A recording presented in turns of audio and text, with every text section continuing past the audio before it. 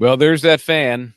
It's a different fan because it's a different courtroom, but it's spinning like a mother. Anyway, hey, folks, welcome to Dedham, the Triangle of Terror, as we launch the Brian Walshe case. Don't mind me, I'm putting on some non-surgical gloves here. I will not be examining any of the evidence with this.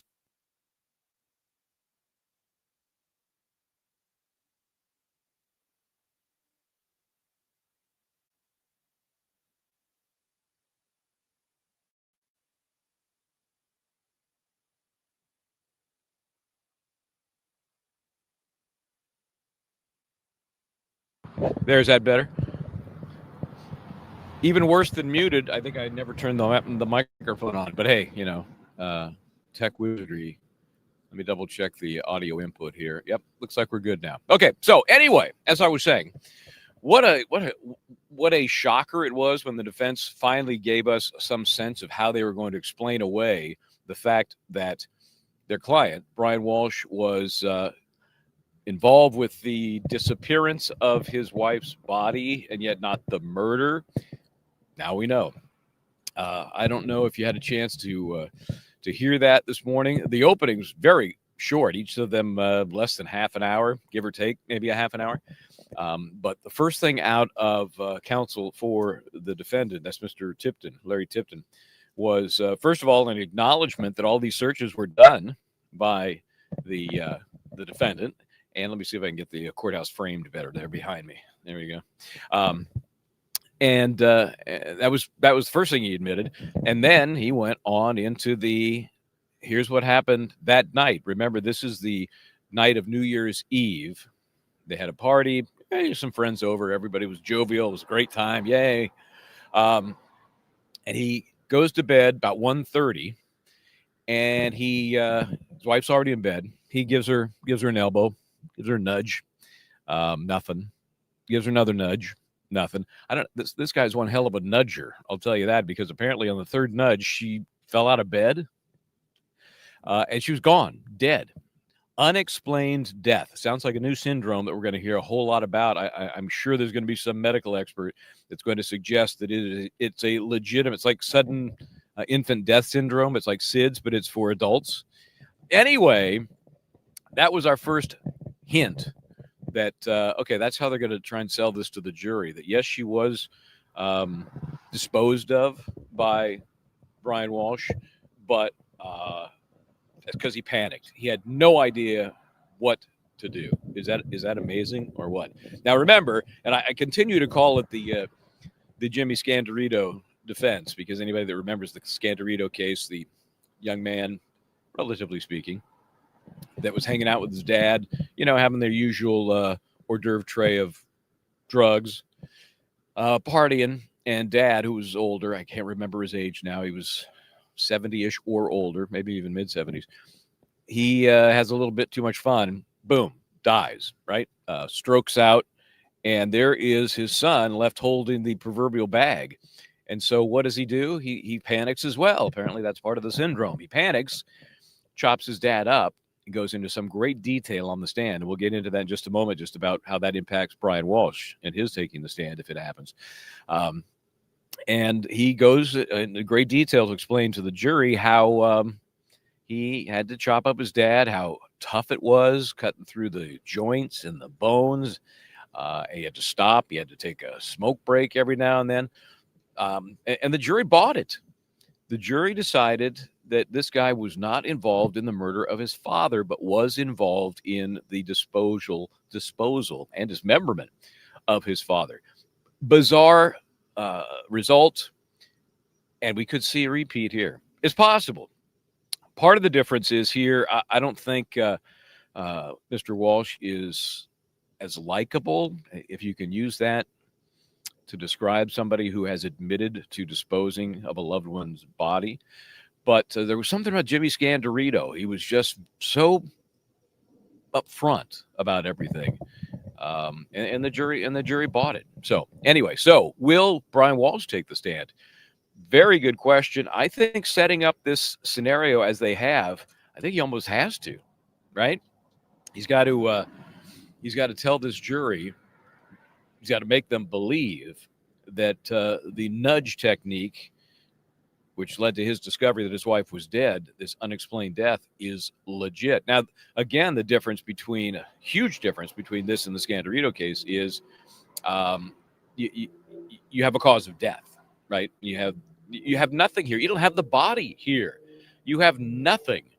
So we have all kinds of detail, location and otherwise, about where bags were dumped, the supplies were purchased. All of this is going to come in as video evidence to support the bigger scheme. Remember, once he's admitted to dismembering or disappearing the body, and you believe his excuse, which is I've panicked because she was dead, then you can get into all of these, everything that the cops found regarding location and dumpsters and everything that was near his mom's house. And his mom's sitting right in front of me in court. Diane is her name. And you can get into all of that because it all makes perfect sense, right? Makes perfect sense. He unalived her, or he did not unalive her, but he dismembered and distributed her body because he didn't know what to do. He was just so panicked. Okay, so that was obviously the big bombshell. What do you think? I mean, I saw enough comments flying by, people saying bullshit, some technical terminology to suggest that's the most ridiculous thing I've ever heard.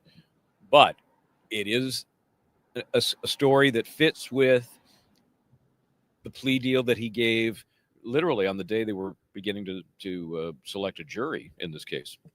Let's talk about that jury, should we? Let me get my official jury pile here. Somebody pointed out to me when I was texting or posting from the courthouse that my math was a little off. I had too many white people is what happened. I had a total of 12 white, but really only 11 white, 5 non-white. And I say non-white, a couple I can tell you appear to be African American, a couple maybe either Hispanic or Middle Eastern. So basically it's non-white. And we'll get into that in some detail. And it is 9 women and 7 men. I will be interested to see as they come back from their lunch break. We are creatures of habit, and juries are no different. They found their seats. They have their spot. They're going to come back to that spot.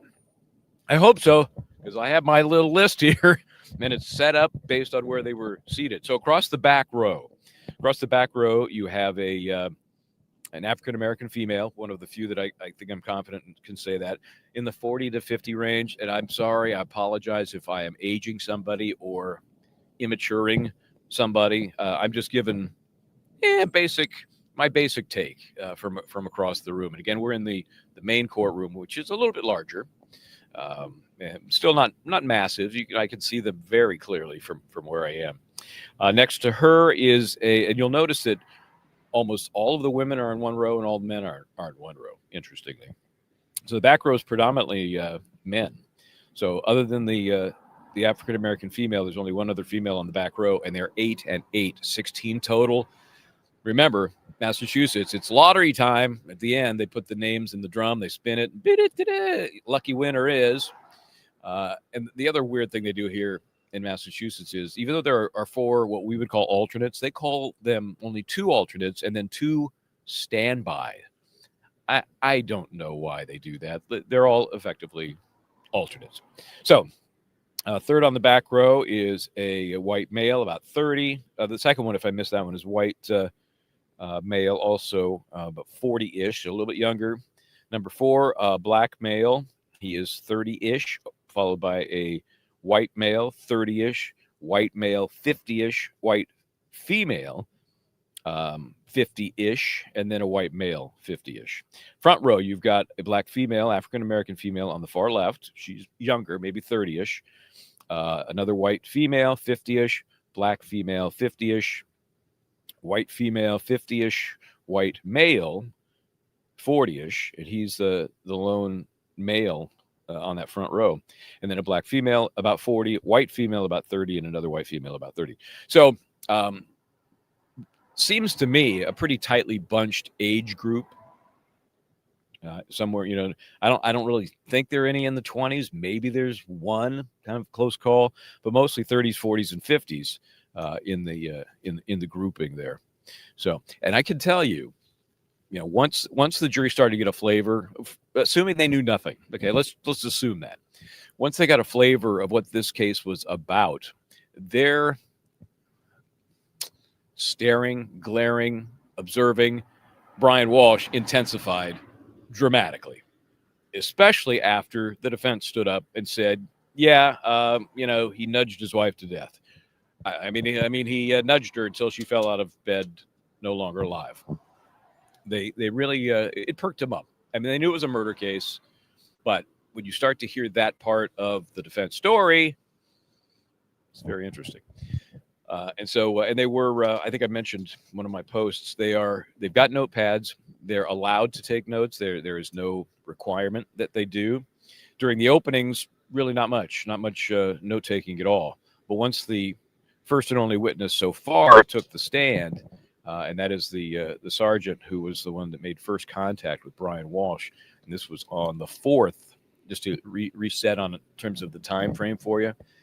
You have her disappearance on or about January 1, 2023. Remember, they had the big New Year's Eve party. And then it was sometime after that they go to bed, and she's now no longer alive. But nobody has seen her since that party. Nobody calls the cops for a number of days, including, I know people are saying, if you freak out like that, you're not going to call 911. Going to have to be explained away. How are you going to do that? And then it was still a few days before the cops were brought in, and they went to the local folks, Cohasset Police Department, and it was Mr. Sergeant Schmidt. I think at the time he was a detective, but Sergeant Schmidt came on, and he's been on the stand the whole time, really just used to A, establish that he began the investigation, and B, that so they can lay the foundation for and play these audio interviews. So I'm going to pull off one of my gloves here because I have zero dexterity with those mitts on. And I want to go through some of the highlights as I recall them from the testimony so far. And I know we're right in the middle of a second tape, which was done that night. The first interview was on the 5th of January, 2023. That was just Schmidt. Again, I think he was a detective at the time, and Brian Walshe. And their 3 lovely kids, because if you listen to much of that audio tape, you heard them as much as you heard anybody else, and it was kind of it was just tough. It was kind of aggravating at times because a child's squeal tends to kind of cut through the noise. It's like hearing a cough. Somebody coughs in the courtroom, and you're not hearing anything. It's just the nature of sound. Anyway, so I'm just looking at my notes here on the opening. Yeah, each one, the very first one started at 9:52. Very, much on time here. They had very little this morning to get into prior to opening statements. There were some stipulations that I'm sure we will learn more and more about because it was kind of cryptic in the way that they talked about them, but I'll hit those anyway. 3 stipulations, one involving DNA samples. So, and again, now that we know, we look at this now through a different lens because now we know what the defense is, that it was an accidental, unexplained death, and then the rest unfolded from that. So you have a stipulation about DNA samples of both victim Anna and the defendant. There's a stipulation as well about some records, not uncommon, but I don't know specifically which records we're talking about. And then there was one on the federal prosecution. Now, we know that related to his conviction for fraud in the transfer of the Andy Warhols, the fake Andy Warhols, right? I didn't know how far they were going to get into that. And I wasn't sure, all we knew is that they entered into a stipulation. So we learned a lot more about it during the course of the first phone interview with the detective, because after a lot of the basics that Brian Walshe went into about Anna and their life and what was happening and where she was going and what was happening on the specifics of the day she was last seen, we learn about, I've had some problems with the federal authorities, and he goes into in some detail the fraud for the paintings, and he's mentioning how he can't. That's part of the reason he doesn't live in D.C. yet. That there's some issues there they're trying to resolve. That hopefully they'd been done by now, but they're not. So we learned a lot about this guy. Even paintings, Andy Warhol, all those details came out in that interview, which the jury now knows. So if they know nothing else, They know this guy believes that he somehow discovered his wife and her unexplained death, and he's ripping people off trying to sell fake art. This is not a good look for anybody. But have to remember, this is the prosecution's case. Nobody looks worse than as a defendant than in the prosecution's case, right? Okay, so one of the notes for the jurors that we learned about early on during selection, this judge, Judge Fredier, who is, I think she's a very warm judge. The perception is for the jury. I believe she comes across that way. I mentioned it in one of my posts that when doing the pre-instruction, she would stand up and, you know, kind of get as close to the jury as she possibly could without hopping down off the bench. So she's standing up there, you know, just kind of having a more, you know, human interaction with her, right? And of course, she has great hair. Typical man. Hey, Melanie Little was the first one to say it, so get off my back there, Fonnie. Anyway, so she's very friendly, very warm to the folks. When she asked them the first thing in the morning about whether they understood and had avoided media and everything else, because remember, it's 2 weeks ago they were impaneled, a week and a half. And she wanted to eyeball each one of them to make sure they had, in fact, complied with her request not to look at anything. But the key in this case, which is different than most, is she has added the social media component. So no news. Yeah, we get that. Don't talk to anybody. We get that. Don't go on social media, period. Now,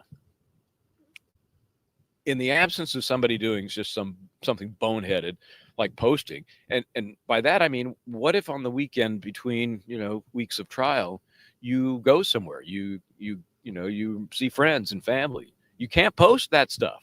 You can't put something on your social media that makes it clear you've been looking at social media, even if you've never looked at a thing that has to do with this trial or this case. So how do you police that?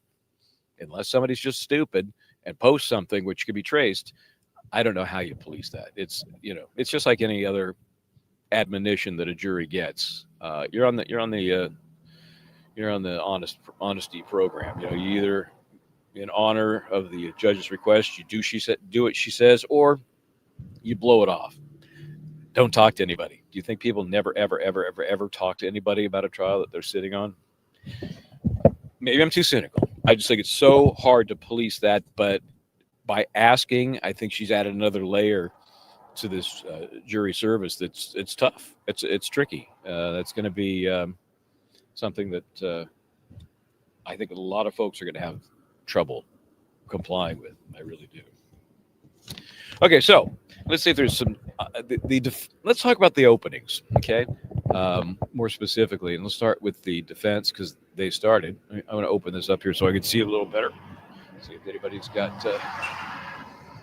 Yeah, somebody's referencing the video. It's hard to hear with those kids. Those damn kids. 2, 4, and 6. I think is what the ages are. I mean that's a handful. All right. Okay, I'm going to do some of this. I'm sorry, I didn't mention Linda Kenny Baden is not here.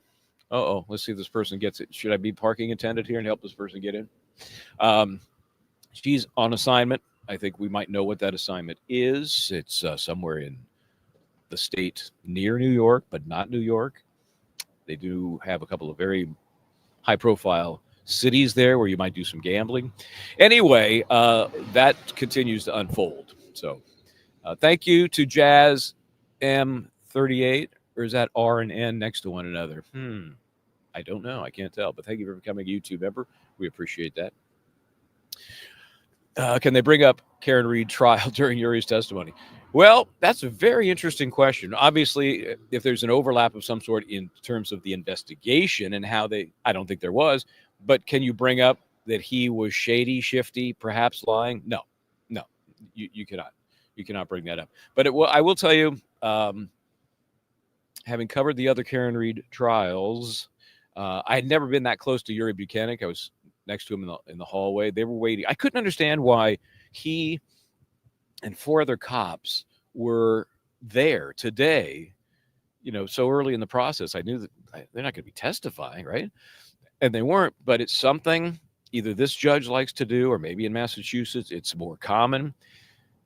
she has them all come into the courtroom before the jury's there. It's kind of one of these preliminary issues, and introduce themselves to the court so that the court knows who they are.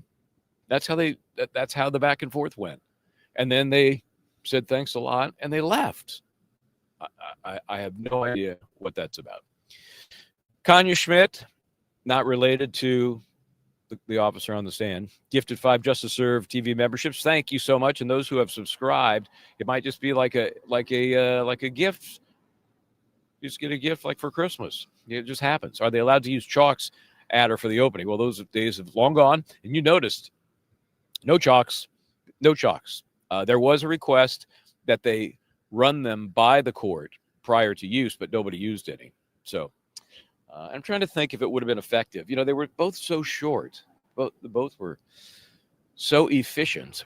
Now, I guess prosecution could have used some stuff highlighting the video evidence they have of him buying interesting things. They could have used some texts where he is, or the search information. Remember, all of that was subject to pretrial motions that we thought, if this stuff is kept out because of an illegal search, and that was the argument by the defense, that any consensual search to these electronic devices was overbroad or they exceeded that consent.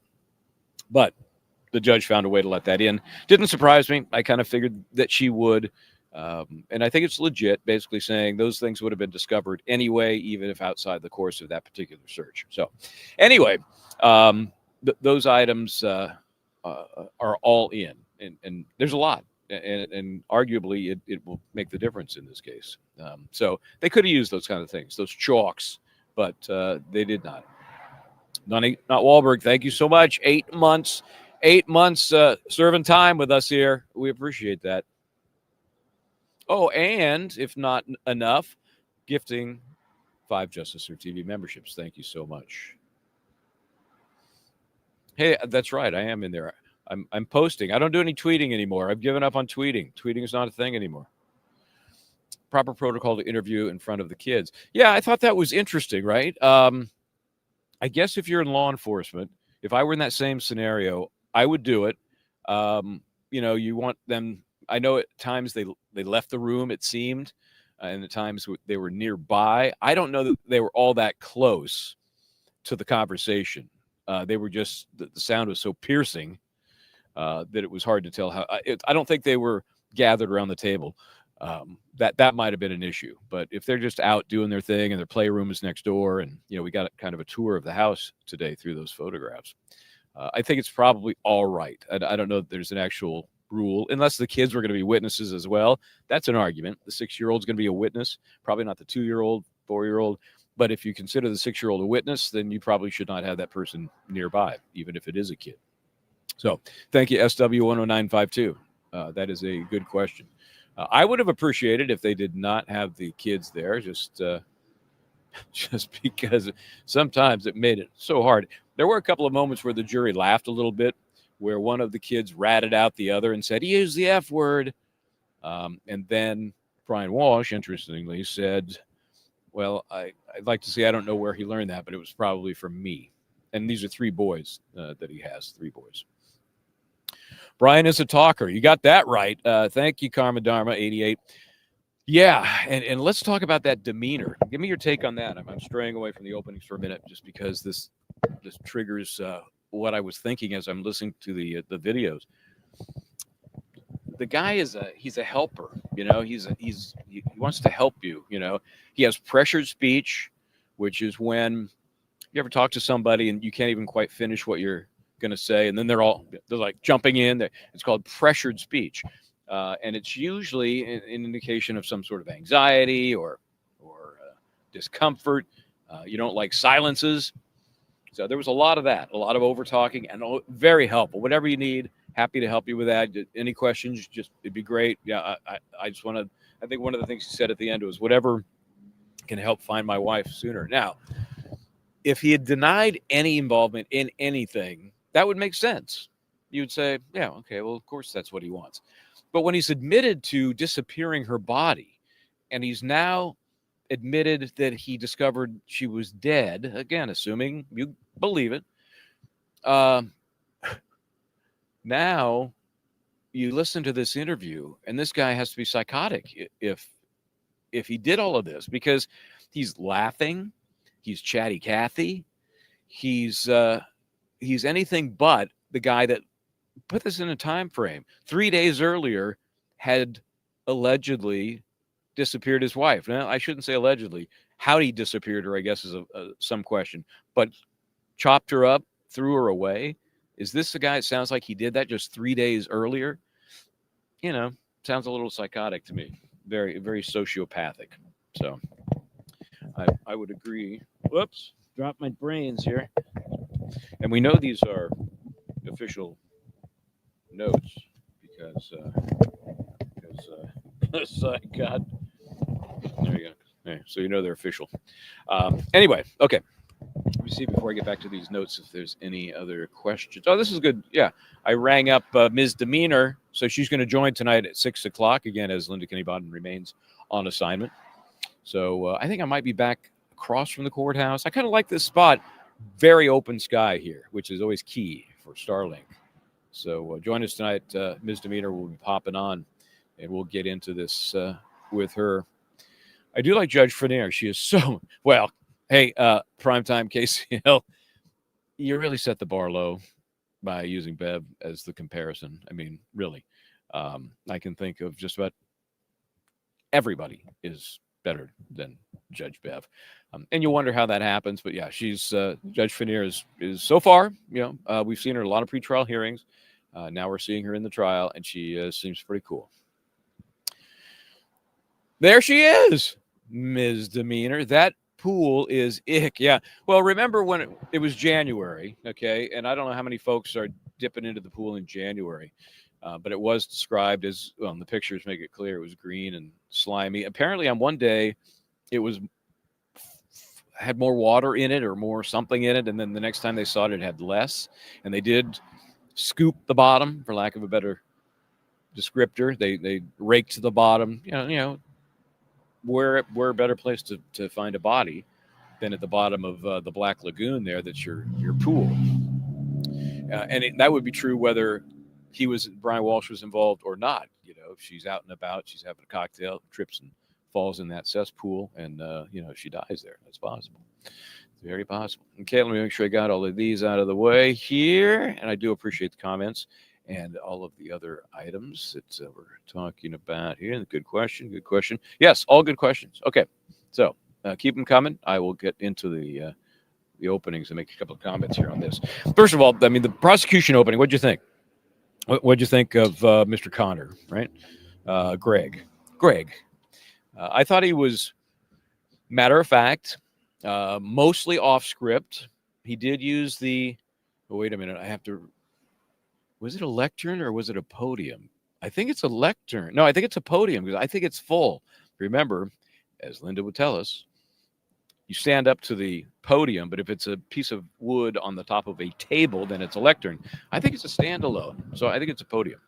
Anyway, so he was mostly off script, but he stood there the whole time. He didn't move around at all, and I think he was fine. I think he was efficient, not a lot of flash, but not offensive either. So I think he was okay. Yeah, I wouldn't teach him to be quite as not unemotional, have some highs and lows, like you may have seen with Mr. Tipton. Now, Mr. Tipton is like the total opposite. He's roving back and forth in front of the jury box, making it hard for some of us in the courtroom to hear at times when he's turned away. I don't know how that was picked up with the court TV audio. I don't know if that was a problem for anybody or not. But it's definitely a better way to engage. You know who he reminded me of? And I was going to try and pull up a picture of this. Maybe I'll do it later. Maybe I'll do this tonight because I want to put up a picture of him and the person he reminded me of side by side. So I won't do that now. I'll wait till I have the actual the visual medium to share with you. When we come on with Ms. Demeanor tonight, we'll do that. Okay. So we heard a little bit about Mr. Fastow in the opening by the prosecution. He's the boyfriend, and according to Brian Walshe, he didn't know a thing about him. Nothing. I don't know if the jury's going to believe that or not. when he was being interviewed, he said, the only problem we have is we don't see one another enough. That was Brian Walshe to the cop about his relationship with Anna. Yeah, we don't see each other enough. So he's kind of the stay-at-home dad when he's not doing art forgery, and she's making $300K in this new job in DC. So fine. I mean, I'm okay with those non-traditional arrangements, not the art forgery part. But hey, if the wife in the relationships makes a ton and the dad can stay home with the 3 young kids, beautiful, great. So that the problem they had was just not enough time together as a result of that arrangement. So Mr. Fastow, we know he's going to testify. Should be very interesting to hear his side of the relationship, because who's going to get more of the dirt than the guy who is cheating on the wife of the now accused husband, right? Okay. Oh, there was a spot when the fraud did come up, and I noted this because I wasn't sure how they were going to handle it. The judge went from, she kind of sits back kind of like this, and she's looking down at stuff and she's looking out. And when they came to the discussion in the prosecution's opening about the artwork, she sat up and she just was looking like right at Attorney Connor. Like, okay, how far are you going with this? What's this going to do? Where are we? That's why I was a little surprised when they ran the audio interview from the first interview. They gave far more detail about the fraud scheme and the artwork than I thought they would have. But nonetheless, I thought it was interesting where the judge, it piqued her curiosity as to where they might be going. So they have the New Year's Eve event. It's a happy event. Everybody's having a great time. That's when the defendant lost his phone. Remember, later turns up in the bedroom of one of the kids, right? So mentioned in that opening, some of the folks we're going to hear from. Greg, I think it's Laurent. I haven't seen it spelled out. Then Detective Schmidt, of course, who we're now hearing from. And they had the conversations first earlier in the day on the 5th, and now we're in the middle of the one from the evening of the 5th. And this is when he was joined by 3 other officers. So it's like the whole squad came in to chat at that point. They talked about money. Obviously, they're going to suggest this is the motive. $200K in the bank. That's what Anna had. $200,000 in the bank. And then, of course, the property they just purchased in DC was I think it was 1.2 or 1.3 mil. So they have that property as well. So, and there was also life insurance on there's $1 million in life insurance on her. Then there's life insurance on the kids as well. So a lot of assets. And the question then is always, was that the motivation? Is that what led to her disappearance? Again, if you believe his story, that should be irrelevant, right? Because you could just report her as having died, however she died, and then all of those contingencies as to who gets the property, the assets, the insurance. It's all very natural. So we'll see how that plays out as well. We got into the searches, talked about those, about the divorce, right? There were some very interesting searches on the divorce, which was addressed in the defense opening. And we'll get to that in just a second here. There was what was that point about? I had a note here. Oh, there were there are searches about missing bodies. Very specific requests in these searches that make you wonder how they're going to weave that all together to explain away what it looks like, which is here's somebody who was plotting to and then followed out with the disappearing of somebody. What else did he talk? Oh, at the end, he talked about the kids' phones, the iPhone 13, and traveling to various locations near mom. So this is all that search and location data, that came from the phones, which is arguably an overreach of the search warrant. Wait for the appeal if that happens. It won't be an appeal as to the first 2 charges. Remember, the second and third charge because he pled guilty, so you're not going to be able to appeal those. But if he's found guilty of murder, you will see the failure to restrict that information as a grounds for the appeal. There's not a doubt about it. Then we'll see some videos coming up of the defendant buying hazmat suit, hacksaw, all kinds of cleaning supplies. The usual mop-up operation that we've heard so much about it. if you've covered many cases at all. Again, it's the Jimmy Scandorito case. What else to get? Some area rugs. There was also a hatchet that was purchased. That was all on the 2nd of January, according to the prosecution's opening. So then the defense took over. This was Attorney Tipton. And right out of the gate, he says he admitted, the purchases were what they were. The searches were what they were. And so you're like, Then he drops the bombshell, which is, by the way, here's how it happened that night. He's going to bed. Nudge, nudge, nudge. Boom, she falls on the ground. She's dead. What the hell happened? I'm panicking. Last thing I want to do is call 911. So as to the relationship, obviously, if there's a motive, money's always good, but I think getting screwed over by your partner is probably better in terms of true motive. So the boyfriend was an issue that was addressed by the defense. And all they said was that the defendant knew of a crush that Anna had with somebody. And in fact, according to the defense, Brian Walshe would never get jealous of Anna.